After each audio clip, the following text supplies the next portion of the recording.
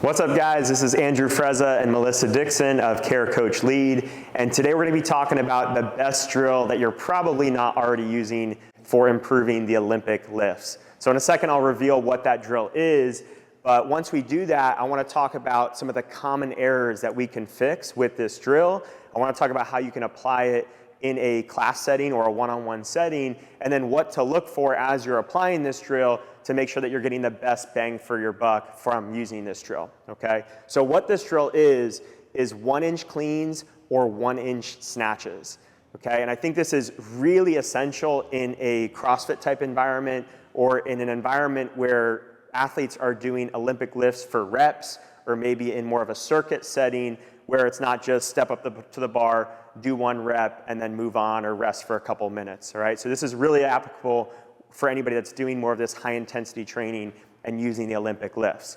And the 1-inch clean can really fix a number of things, from poor setup to what we call the stripper move to an early arm bend. It can really help with a number of these things. So it's one of my favorite drills, and I love it because it provides feedback to athletes. It's not just you telling them what to do, but it's allowing them to feel what they need to feel in order for them to make those changes and reinforce them long term.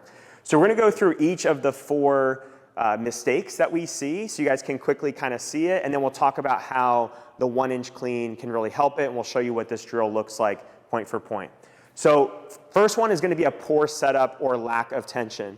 So what I mean by this, we're just gonna have Melissa go with some loose wrists, and you can hear the bar when she kind of starts her clean. She's gaining tension as she's lifting the bar. Go ahead and do your clean.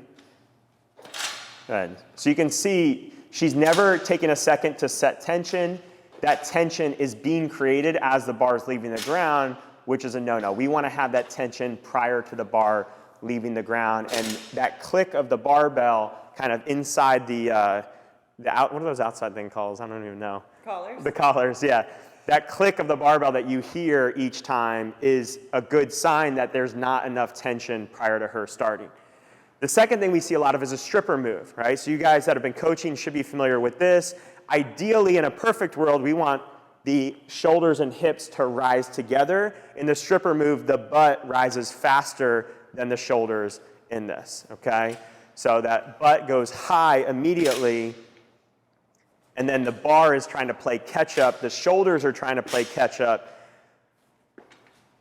So what you guys want to pay attention to in this one is, I pointed out shoulders and hips, but also the barbell should move with it in that starting part of the lift, okay? The first few inches, bar, hip, shoulders all move at about the same rate together.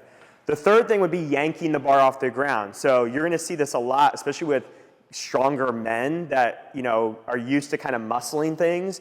They might have like a loose arm at the bottom, and then they're gonna kind of like yank that bar off the ground to start because they think they need to do a lot with the arms, and they don't realize how much the legs and hips should be generating the power, okay? And then the final version that we're gonna try to fix with this 1-inch clean is that early arm bend, all right? So Melissa's gonna exaggerate it where pretty much right from the get-go, she's starting to pull with those arms. And again, this will tend to happen with more of your male athletes, but some females as well, where they're trying to muscle that weight up and not really trusting the lower body to do its thing, okay? So we're gonna talk about the 1-inch clean now and show you guys what that looks like. So what the 1-inch clean is basically just like a pause clean, but that pause happens with the plates just barely off the ground, literally 1 inch off the ground. So she's gonna get in her great setup, she's gonna hover about 1 inch off the ground, and then she's gonna go into her clean whenever she's ready, okay? So it's not really a super clearly defined pause, it's really up to the athlete, but we should see a really distinct pause, just barely off the ground, good, and then whenever you're ready, into that good clean, okay? So what this is doing, go ahead and rest for a second. What this is doing is this is giving someone who's not used to feeling the tension in the bar, the tension in their lats and shoulders, the tension in their legs.